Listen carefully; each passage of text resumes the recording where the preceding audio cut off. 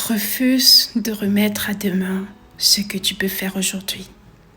Parce qu'il ne s'agit pas de tes capacités personnelles, mais il s'agit très souvent, quand cela concerne quelque chose que tu reconnais que cela vient de Dieu, c'est obéir à Dieu. Et agir ne signifie pas que tu vas te mettre tout de suite à construire un bâtiment, mais ça commence par la réflexion, la méditation sur ce que tu as à cœur. Ne le néglige pas, surtout pour une femme qui est en train d'écouter. Il y a des choses que Dieu te met à cœur, mais la procrastination prend le dessus. Mais pourtant, Dieu est en train de te dire de persévérer, de te mettre à fond dans ce qui te met à cœur. Quelque chose avec lequel tu ressens la paix. C'est parfois aussi comme une pression parce que Dieu est en train de te dire dépêche-toi. Parce que il sait que c'est possible, que l'homme qui viendra dans ta vie pourra avoir une contrariété avec cette vision que Dieu t'a donnée.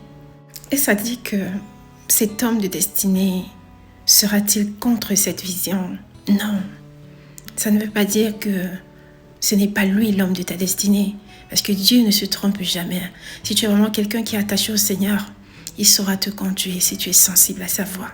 Seulement, ça arrive parfois que ton partenaire n'est pas encore prêt d'accepter ce projet. Ça peut être le fait d'ouvrir un restaurant, le fait d'ouvrir un salon de coiffure ou une chaîne YouTube, le fait de faire un permis de conduire et tout. Tu vois, des trucs comme ça que tu as à cœur et que tu sens que c'est important et que tu sens que ça te presse. N'hésite pas. Parce que le temps pour toi que ton partenaire ou ton futur époux accepte cela t'épargne en fait des combats et des prières interminables. C'est de la sagesse pour toi de pouvoir mettre cela en application pour t'épargner en fait ces combats que j'appelle inutiles.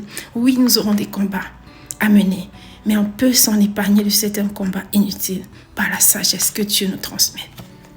Tu vois? Et Dieu voudrait que tu sois préparé, qu'il puisse venir te trouver déjà dans cette vision-là. Comme ça, il t'aura rencontré dans ces conditions. Et que plus tard, tu n'auras pas à trop te chagriner ou à commencer à avoir de longues discussions par rapport à cela pour chercher à convaincre ton futur époux. C'est de la sagesse pour toi, pour te mettre à fond dans ce que tu es en train de recevoir de Dieu. C'est très important. Je t'encourage à faire ce qu'il y a à faire confiance à Dieu et à ne pas négliger les petits pas, les faibles commencements. Et ça commence aujourd'hui. Prends soin de toi et que le Seigneur te fortifie.